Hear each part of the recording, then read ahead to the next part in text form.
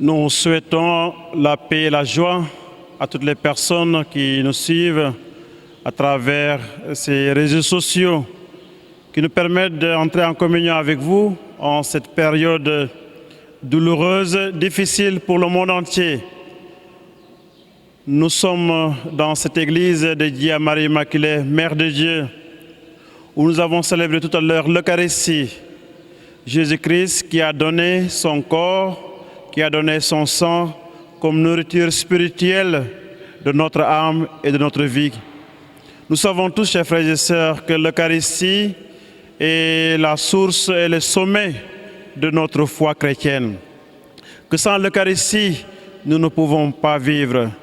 Nous comprenons, nos pasteurs, combien c'est difficile, combien c'est même douloureux de ne pas, pour des laïcs, célébrer l'Eucharistie, communier au corps et au sang du Christ, écouter la parole de Dieu, recevoir un enseignement durant la célébration eucharistique. Mais comme le viennent nous rappeler nos pasteurs, nos pères évêques, nous pouvons tous être en communion spirituelle à travers la méditation de la parole de Dieu dans notre paroisse Marie Immaculée des Parcelles-Assainies. Nous, pasteurs, nous nous engageons à célébrer l'Eucharistie chaque jour pour vous, pour toutes les intentions qui sont demandées à 12h30 pour les prêtres qui sont là disponibles. Nous allons nous engager avec vous à prier la Vierge Marie chaque soir à 19h ici même, car nous savons qu'elle sait écouter nos prières, elle sait les présenter à son Fils Jésus. Elle sait de quoi nous avons besoin. Elle sait très bien que nous manquons de l'Eucharistie à cet instant, que nous manquons de la soif de proclamer la parole de Dieu en assemblée, que nous manquons de fraternité, de communion, de nous retrouver à l'Église, lieu par excellence de la communion fraternelle. Nous manquons de célébrer des messes même pour nos frères et sœurs, parents, défunts ici à l'Église, qui ont été baptisés au nom du Père et du Fils et du Saint-Esprit.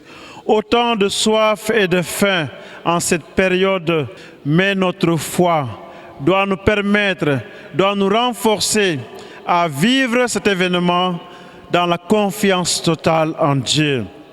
Ne pas célébrer l'Eucharistie ne veut pas dire ne pas être chrétien dans une situation pareille. Oui, c'est maintenant où les vrais adorateurs vont adorer Dieu en esprit et en vérité, comme nous l'avons écouté dimanche dernier. C'est dans le cœur, c'est dans l'âme, c'est en famille, c'est en communauté, même étant séparés, que nous allons adorer Dieu, que nous allons le célébrer.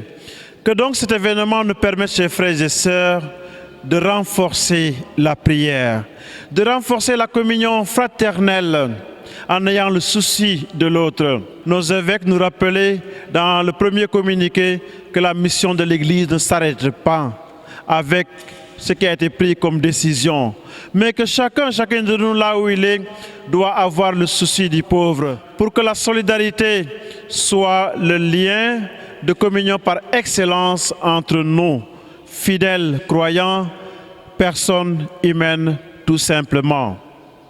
Durant cette période également, nous ferons l'effort d'aller visiter nos malades, d'aller les réconforter par la communion, par la prière, par la proximité.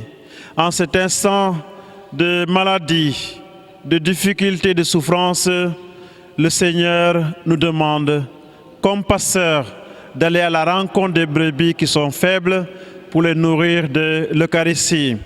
Nous chercherons, chers frères et sœurs, chers fidèles croyants, chaque jour à être à côté de vous, à nous rapprocher de vous par la prière.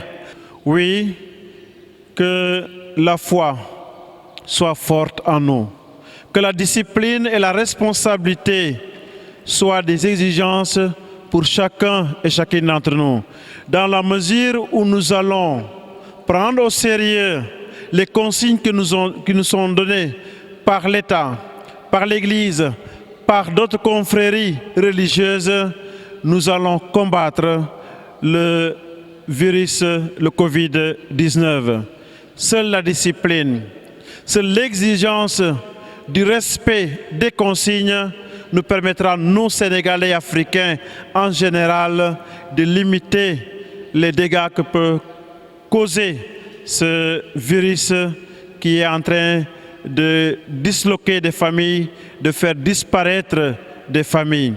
Ensemble, nous nous confions à Marie Immaculée, notre mère ici présente, la Vierge qui écoute, qui est attentive à nos prières, et que la paix de Dieu descende en abondance sur vous et sur vos familles, vos proches et vos amis, au nom du Père et du Fils et du Saint-Esprit. Amen.